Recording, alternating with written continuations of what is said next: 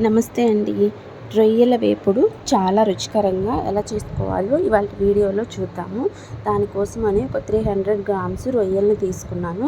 వాటిని శుభ్రంగా క్లీన్ చేసుకోవాలి. సో ఒక హాఫ్ స్పూన్ పసుపుని యాడ్ చేస్తున్నాను. ఒక హాఫ్ స్పూన్ సాల్ట్ని కూడా యాడ్ చేస్తున్నాను. స్మెల్ రాకుండా ఉండడం కోసం ఒక నిమ్మ చెక్కను కూడా యాడ్ చేసి బాగా మిక్స్ చేసి వాష్ చేసుకోవాలి. ఇలా చేసినట్లయితే స్మెల్ ఉండవు. తర్వాత ఒక బౌల్లో తీసుకొని ఒక టేబుల్ స్పూన్ ఆయిల్ వేసుకోవాలి. మళ్ళీ చిటికెడు పసుపుని కూడా యాడ్ చేస్తున్నాను.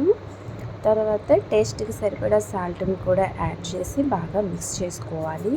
ఇట్లా గినక చేసినట్లయితే చాలా రుచికరంగా గట్టిగా ఉండకుండా మృదువుగా వస్తాయి. మూత పెట్టి ఒక హాఫ్ అన్ అవర్ తర్వాత స్టవ్ ఆన్ చేసుకోవాలి. అప్పుడు రొయ్యల్లోని వాటర్ అంతా సపరేట్ అయ్యేలా బాగా ఫ్రై చేసుకోవాలి. మసాలా కోసమని ఒకటి చిన్నులపాయలు, అల్లం తీసుకున్నాను. వాటిని బాగా మిక్సీ పట్టుకోవాలి మెత్తగా. రొయ్యలు తినడం వల్ల మన హెల్త్కి చాలా మంచిది.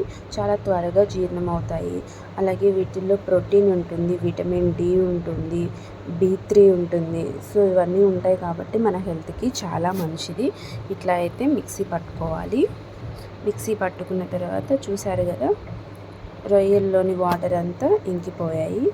సో ఇప్పుడు ముందుగానే కట్ చేసి పెట్టుకున్న 2 ఆనియన్స్, 1 పచ్చిమిర్చి, 2 రెబ్బలు కరివేపాకుని తీసుకోవాలి.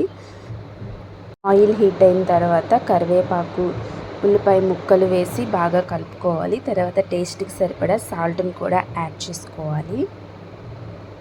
తర్వాత ఒక చిటికెడు పసుపుని కూడా యాడ్ చేస్తున్నాను.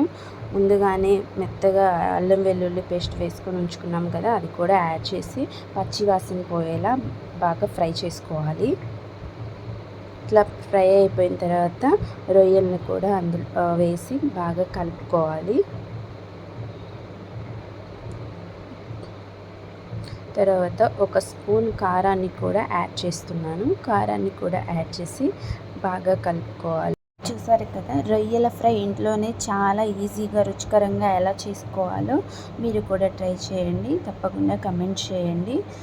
రొయ్యల ఫ్రై ఇప్పుడైతే చిటికెడు ధనియా పౌడర్ కూడా యాడ్ చేస్తున్నాను టేస్ట్ కోసమని. వేసి బాగా కలపాలి. తర్వాత కొంచెం కొత్తిమీరని కూడా వేసి గార్నిష్ చేసుకున్నట్లయితే చాలా రుచికరంగా చాలా టేస్టీగా ఉంటుంది. చూసారు కదా. Thank you. Subscribe to channel.